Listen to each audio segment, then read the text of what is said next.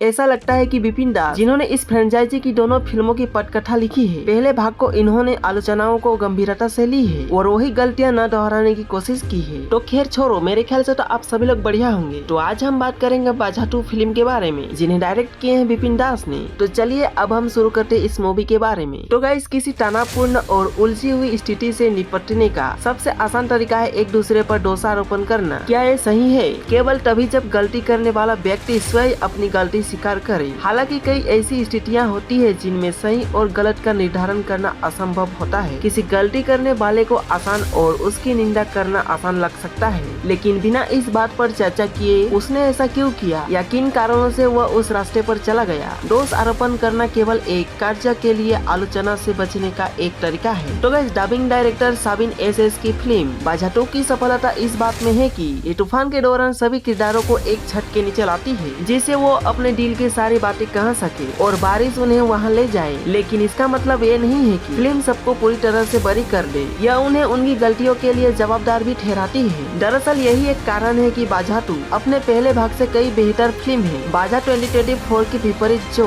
बचपनापन, उनकी गैर जिम्मेदारी और लापरवाहियों को खुलेआम महिमा मंडित करती है, जिससे अक्सर दूसरों को नुकसान होता है। बाजा 2 एक अधिक समझदारी भरी और संवेदनशील कहानी प्रस्तुत करती है, जो उन लोगों के प्रति सहानुभूति और करुणा दिखाती है जो इसके पात्र हैं। तो यहाँ हासिर और एलन बचपन से दोस्त हैं और हाई स्कूल में भी वो एक दूसरे से अलग नहीं होते। अजीन और विनायक से उनकी लगातार नोकझोंक होती रहती है, लेकिन मोहनलाल के प्रति उनके आपसी प्रेम के कारण धीरे धीरे उनका रिश्ता बदल जाता है। मतलब चारों मेन रोल से आवारा है और अपनी अत्यधिक जिज्ञासा और दूसरों की परवाह न करने के कारण वो लगभग वो सब करते हैं जो उनकी उम्र के बच्चों को नहीं करना चाहिए। लेकिन एक मोड़ पर हालात बेकाबू हो जाते हैं और वो स्कूल में एक बड़े विवाद में फंस जाते हैं, जिसका अंत एक बड़े झगड़ा में होता है। हालांकि वो अपने माता पिता की मदद से सब कुछ सुलझ लेते हैं, लेकिन इससे उन पर एक दाग लग जाता है। जैसे ही वो अपने अति से छुटकारा पाने और अपने जीवन को फिर से संवारने की कोशिश शुरू करते हैं, वास्तविकता की कठोरता धीरे धीरे उनका पीछा करने लगती है। उस समय किसी माता पिता या दोस्त की मदद काम नहीं आती, क्योंकि उन्हें खुद ही अपना बचाव करना होता है। हालांकि हासिर और एलन के बचपन को दर्शाने वाले शुरुआती दृश्य काफी घिसे पीटे और बेहद सामान्य है, लेकिन हाई स्कूल के दिनों पर ध्यान केंद्रित होते ही बाजा 2 रफ्तार पकड़ लेती है। दरअसल बाजा हाल ही में आई कई कॉमेडी फिल्मों के विपरीत है, जिन्होंने अतीत की यादों, खासकर बीते समय के दृश्यों में भरपूर इस्तेमाल किया गया है। भले ही उनमें से सभी बेहतरीन न हो, लेकिन उनमें ताजगी का एहसास जरूर होता है। दरअसल ऐसा लगता है कि विपिन दास, जिन्होंने इस फ्रेंचाइजी की दोनों फिल्मों की पटकथा लिखी है, न पहले भाग की आलोचनाओं को गंभीरता से लिया है और कम से कम कहानी की भावना के संदर्भ में वही गलतियां न दोहराने की कोशिश की है। जहां पहले भाग में मेन गिरोह को पीड़ित के रूप में प्रस्तुत किया गया है और उनके आसपास के उन लोगों को जो उनका साथ नहीं देते स्पष्ट रूप से सहानुभूति दिखाया गया है, जबकि अधिक समय वो गलत होते हैं। वही विपिन ने बाजा 2 में उस पैटर्न को नहीं दोहराया है। इसके बजाय उन्होंने दिखाया है कि परिस्थितियां सामने आती है और बिगड़ती जाती है। कुछ लोग तो पहले से सुलग रही आग में घी डालते हैं, जिससे आवेगपूर्ण कार्य के कारण लोगों का जीवन पटरी से उतर जाता है। उदाहरण के लिए एक बार हासिर और उसके साथी काफी झगड़े के बाद पुलिस स्टेशन पहुंच जाते हैं, जिस दौरान वो लोग नशीले पदार्थों के प्रभाव में थे। उनके माता पिता और टीचर के विपरीत, जो पूरी तरह से बच्चों को दोषी ठहरने पर तुले हुए थे। तो पुलिस यह पता लगाने की कोशिश करता है कि उन्हें उस स्थिति में किसने ढकेला। उसे एहसास होता है कि उनके माता पिता और शिक्षकों की लापरवाही के कारण उन्हें अपने उम्र के बच्चों की तरह खेलने कूदने और दोस्तों के साथ समय बिताने के अवसर नहीं मिले, जिसके चलते वो अक्सर पास के एक ड्रग डीलर द्वारा चलाई जा रही जूस की दुकान पर डेरा डालते थे। तो गाइस, आगे की और स्टोरी जानना है तो हमारे रॉकी फैक्ट्स यूट्यूब चैनल को लाइक, फॉलो एंड सब्सक्राइब करके कमेंट में नेक्स्ट पार्ट लिखना ना भूले।